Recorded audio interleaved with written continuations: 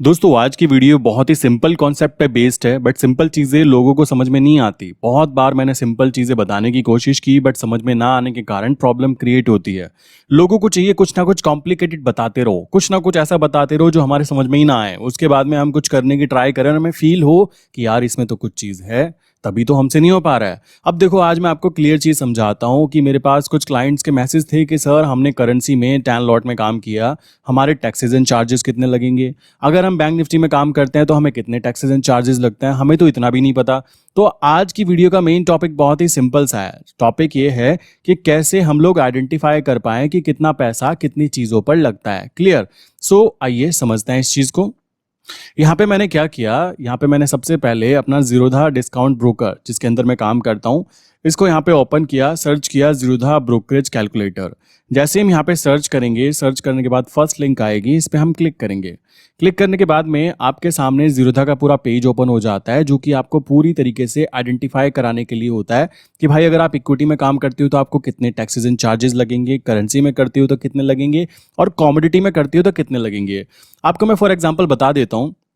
मेरे पास अभी 90% क्लाइंट्स जो है निफ्टी बैंक निफ्टी से शिफ्ट होके जो आए हैं, उनकी बात की जाए तो अगर वो बैंक निफ्टी के एक लॉट के अंदर केवल और केवल एक लॉट के अंदर एंट्री करते हैं तो एंट्री करने का मतलब है कि 150 रुपीज़ उनको टैक्सेस एंड चार्जेस देने ही पड़ेंगे। वो कोई है ही नहीं, अगर वो जीरो लॉस पे भी निकलते हैं तो भी 150 तो उनकी जेब से जाने ही जाने हैं। बटन दबाने का काम है ये।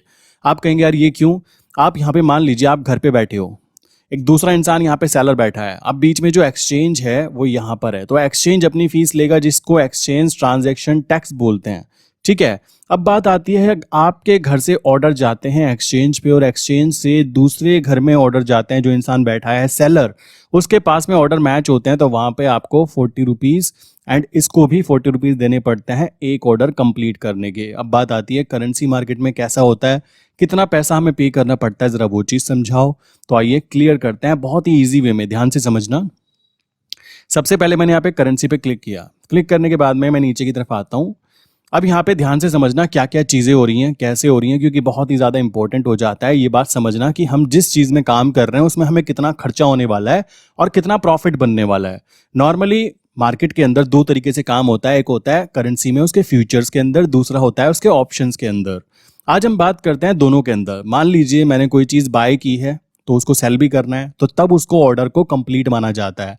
काफ़ी टाइम में क्या होता है दोस्तों, जब आप एक ऑर्डर डालते हो कि भाई 20 लॉट्स मैं बाय करना चाहता हूं, ठीक है, तो होता क्या है, एक ही जगह पर बहुत सारे बायर अवेलेबल होते हैं बट बहुत सारे सेलर अवेलेबल नहीं होते। तो क्या होता है, ऑर्डर मल्टीपल टाइम में जाता है कि 5 ऑर्डर अभी गए, 5 अभी गए, 5 फिर गए, फिर 5 गए।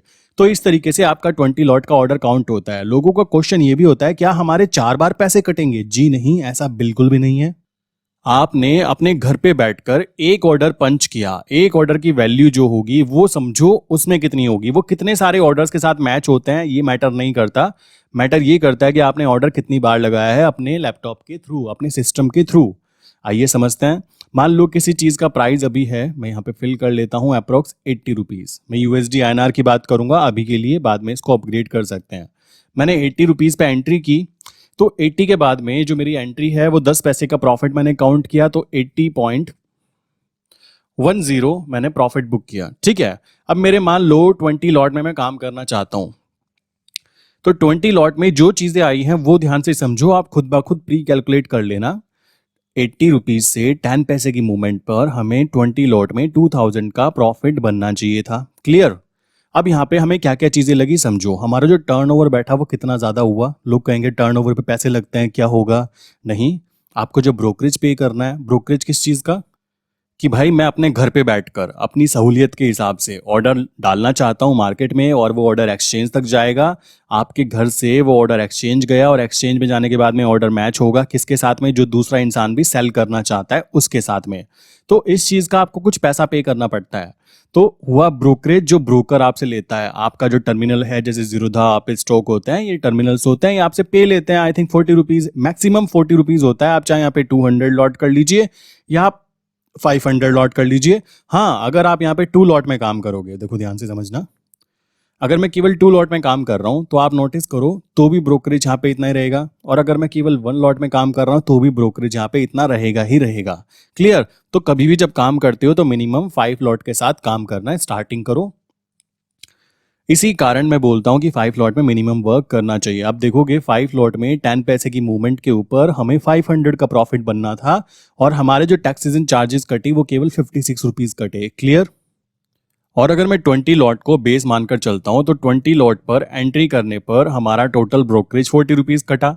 एक्सचेंज ट्रांजैक्शन चार्ज मतलब जो ट्रांजैक्शन हुआ एक्सचेंज के ऊपर जाकर, ब्रोकर ने तो ऑर्डर डाल दिया, आपके यहाँ से ऑर्डर लिया और वहां पे बेच दिया, दूसरा जो इंसान बैठा है उसने भी ऑर्डर डाल दिया, तो जो मैच होगा जहां पे वैल्यू मैच होगी उसको एक्सचेंज बोलेंगे। तो एक्सचेंज ट्रांजैक्शन ये चार्ज आपसे लेता है 28 रुपीज। टोटल जीएसटी लगेगी, सेबी चार्जेस लगेंगे, स्टैम्प ड्यूटी वगैरह सब कुछ लगने के बाद में टोटल जब आप 2,000 रुपये कमाओगे तो 2,000 रुपये के अंदर से आपके जो माइनस हैं वो हो जाएंगे 87 rupees. Clear? So I think ये एक डिसेंट अमाउंट है। अगर हम बात करेंगे निफ्टी बैंक निफ्टी की तो वहां पे 150 रुपीज मिनिमम कह सकते हो कि वहां पे आपको कट होने वाले हैं। अगर आप छोटा सा ऑर्डर भी डालते हो, वहां पे मान लो आपने प्रीमियम खानी है, बहुत ज्यादा छोटा ऑर्डर भी होता है तो भी 150 कट जाते हैं। एक बार जरा वो भी दिखा देता हूं आपको।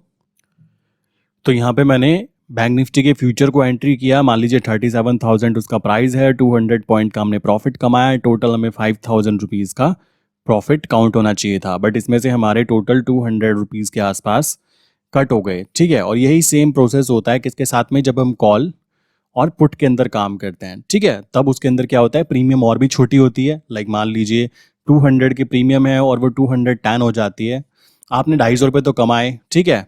एक लॉट के अंदर पता लगा आपने 200 रुपये का टैक्सेस एंड चार्जेस पे कर दिए, तो उस पर्टिकुलर कंडीशन से बचने के लिए करेंसी मार्केट भी बेस्ट रिजल्ट प्रोवाइड करती है। अब बात आती है उसके ऑप्शंस की। मैंने यहाँ पे करेंसी पे क्लिक किया, ऑप्शंस पे क्लिक किया, यहाँ पे मान लो मैंने किसी स्ट्राइक प्राइस की बात करता हूँ, मान लो अभी 80 रुपीज़ की बात करें, उसका प्रीमियम का प्राइस मैंने मान लो बाय किया था 0.500 के अंदर, और मैंने उसको सेल किया लाइक 0.200, ओके, लाइक 2000 के अंदर। देन यहाँ पे मैं इसको केवल 10 लॉट में काम करता हूँ, तब मेरे जो मैक्सिमम टैक्सेस एंड चार्जेस कटेंगे, अगर मैं ऑप्शन बाइंग भी करता हूँ तब भी ध्यान रखो ये ऑप्शन बाइंग की बात हो रही है, ऑप्शन सेलिंग में भी सेम चार्जेस ही लगने वाले हैं। ठीक है? सो टोटल टर्नओवर मेरा इतना बैठा। टैक्सेस एंड चार्जेस की बात करें तो केवल 48 रुपीज़ के टैक्सेस एंड चार्जेस एंड 1500 का जो मुझे प्रॉफिट हुआ उसमें से केवल मेरे 48 रुपीज़ कटे और मेरे 1451 रुपीज़ मेरी जेब में यहाँ पे काउंट होंगे। तो आप नोटिस करोगे कि यहाँ पे बहुत ही कम टैक्सेस एंड चार्जेस भी काउंट किए जाते हैं as compare to Nifty bank Nifty और अनदर स्टॉक्स। लाइक स्टॉक की बात करें तो वहाँ पे जब आप इंट्राडे करोगे तो वहाँ पे बहुत सारे ऐसे टैक्सेस एंड चार्जेस होते हैं, क्योंकि गवर्नमेंट ये मान के चलती है कि भाई आप इन स्टॉक्स को आज इंट्राडे कर रहे हो तो आप इसको लॉन्ग टर्म में लेकर नहीं जाने वाले हो, तो उस पर्टिकुलर कंडीशन में आपको पहले ही टैक्सेस एंड चार्जेस लगा दिए जाते हैं। लोग कहते हैं कि डिलीवरी के अंदर टैक्सेस एंड चार्जेस नहीं होते, ब्रोकरेज नहीं होता, बट दोस्तों उसके अंदर बहुत सारे ऐसे अदर चार्जेस होते हैं जो कि इंट्राडे से काफ़ी ज़्यादा पड़ते हैं। आपने ये चीज़ नोटिस भी की होगी, अगर आपने नोटिस किए नीचे कमेंट करके बताना।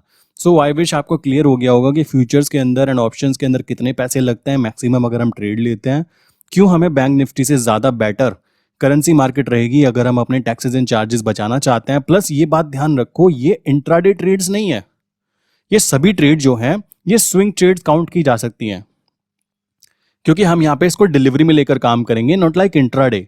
तो अगर आपकी कोई ट्रेड फंस जाती है देन उसको आप डिलीवरी में ले सकते हो, आप 1 साल आगे तक के कॉन्ट्रैक्ट नोट में काम कर सकते हो। जैसे कि मैं यूएसडी आईएनआर की बात करूं तो यहाँ पे हम अगले साल के जून मंथ तक के कॉन्ट्रैक्ट नोट में काम कर सकते हैं, 2023 वाले में भी। तो आप समझ सकते हो कि कितना लंबा टाइम फ्रेम अवेलेबल होता है और सेम टैक्सेस एंड चार्जेस के साथ में। आई विश सब कुछ क्लियर हो गया होगा। मिलते हैं नेक्स्ट इंपॉर्टेंट वीडियो के अंदर। किसी को किसी तरीके का कोई क्वेश्चन है तो नीचे कमेंट करके बता देना, मैं आपका जवाब दे दूंगा।